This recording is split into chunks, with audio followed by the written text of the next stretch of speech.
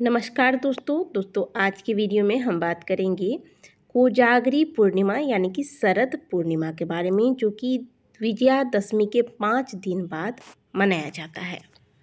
आइए आज की वीडियो में जानेंगे कि कोजागरी पूर्णिमा की तिथि इस बार किस दिन आरंभ होगी, तिथि का समापन किस दिन होगा और पूर्णिमा तिथि किस दिन माने है, खीर आपको किस दिन रखना है, माता लक्ष्मी की पूजा अर्चना किस दिन की जाएगी तथा व्रत किस दिन रखा जाएगा। पूर्णिमा जिसे कि हमारे हिंदू धर्म में सभी तिथियों में से पूर्ण तिथि मानी गई है। साल में कुल 12 पूर्णिमा की तिथियां हमें प्राप्त होती हैं। इनमें कुछ वैसे तो पूरे साल में कुल 12 पूर्णिमा तिथि पड़ते हैं और ये सभी तिथियां खास होती हैं, लेकिन शरद पूर्णिमा का अपना एक अलग ही महत्व है। मान्यता है कि इस दिन चंद्रमा की रोशनी से अमृत की वर्षा होती है, इसलिए इस दिन चांद को अर्घ देने और उसके रोशनी में कुछ देर रहने से तमाम शारीरिक और मानसिक परेशानियों से मुक्ति मिलती है। अश्विन मास की पूर्णिमा तिथि को शरद पूर्णिमा, रास पूर्णिमा या फिर कोजागरी पूर्णिमा के नाम से जाना जाता है। शरद पूर्णिमा वाले दिन चंद्रमा 16 कलाओं से पूर्ण होता है और यह गुण अमृत के समान होती है, इसलिए कहा जाता है कि इस दिन चंद्रमा की रोशनी से अमृत की वर्षा होती है। शरद पूर्णिमा पर भगवान विष्णु और माता लक्ष्मी की पूजा की जाती है। साथ ही अश्विन मास के शुक्ल पक्ष की इस पूर्णिमा पर चंद्रदेव की भी उपासना की जाती है। शरद पूर्णिमा की रात्रि को माँ लक्ष्मी पृथ्वी पर विचरण करती है, इसलिए इस दिन माता लक्ष्मी की पूजा आराधना करने से भक्तों के घर में माता लक्ष्मी प्रसन्न होकर स्थायी रूप से निवास करती है। साथ ही इस पूर्णिमा की रात को खुले आसमान के नीचे खीर रखी जाती है।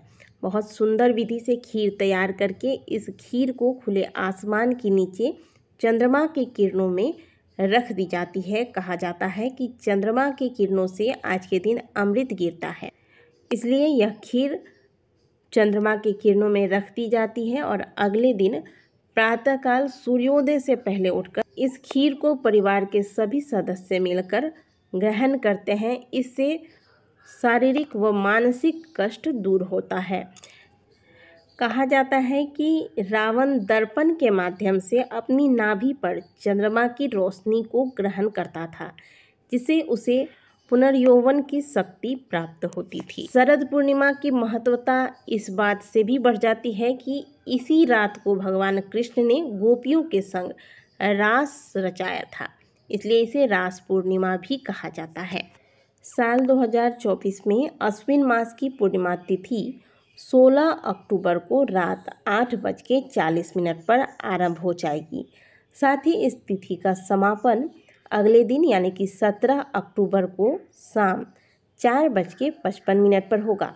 क्योंकि पूर्णिमा तिथि में चंद्रमा की पूजा की जाती है और तिथि के अंतर्गत चंद्रोदय जिस दिन होता है उसी दिन की पूर्णिमा तिथि मान्य होती है और व्रत भी उसी दिन किया जाता है।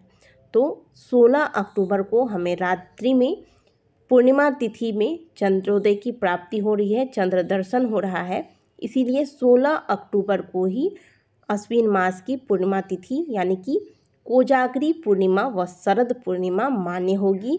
व्रत इसी दिन रखा जाएगा और खीर यदि आप रखते हैं कोजागरी पूर्णिमा में तो वो भी आपको 16 अक्टूबर को ही करना है। लेकिन यदि आप सत्यनारायण भगवान की कथा रखते हैं, कथा का आयोजन करवाना चाहते हैं, तो ये आपको 17 अक्टूबर को ही करना है। क्योंकि 16 अक्टूबर को रात में पूर्णिमा तिथि लग रही है, 17 को उदया तिथि में आपको पूर्णिमा की प्राप्ति हो रही है, जो कि शाम तक रहेगी। तो पूर्णिमा समाप्त होने से पहले 17 अक्टूबर को भी आप चाहें तो सत्यनारायण भगवान की कथा करवा सकते हैं। जो लोग पूर्णिमा में स्नान दान करते हैं उन्हें 17 अक्टूबर को ही पूर्णिमा माननी है, क्योंकि इस दिन उदया तिथि में पूर्णिमा की प्राप्ति हो रही है।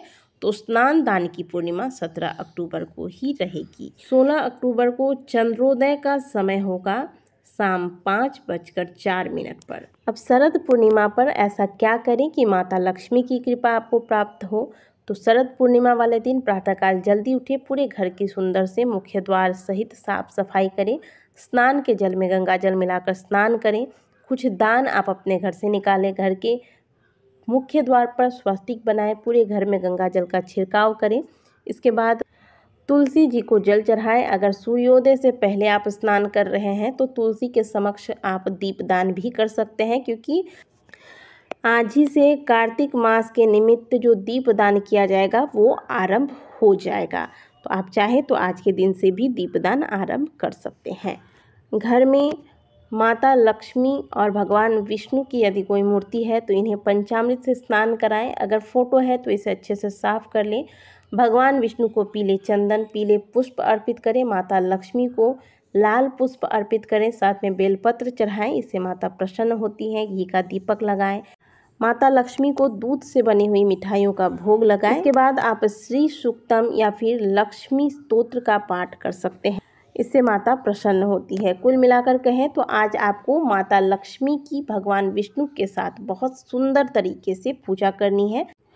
और शाम के समय खीर अवश्य बनाइएगा। चावल की बहुत सुंदर तरीके से मेवे वगैरह डालकर खीर बनाइए, माता लक्ष्मी को भोग लगाइए और यह खीर आप चंद्रमा की रोशनी में अवश्य रखिएगा। खीर किस प्रकार से रखना है, कब रखना है, इस पर मैं अलग से वीडियो दूंगी। आगे आपको कोजागरी पूर्णिमा से संबंधित और भी महत्वपूर्ण जानकारियाँ मैं अपने वीडियोस के माध्यम से देने वाली हूँ। तो हमसे जुड़ने के लिए अभी हमारे चैनल को सब्सक्राइब अवश्य कर लीजिएगा।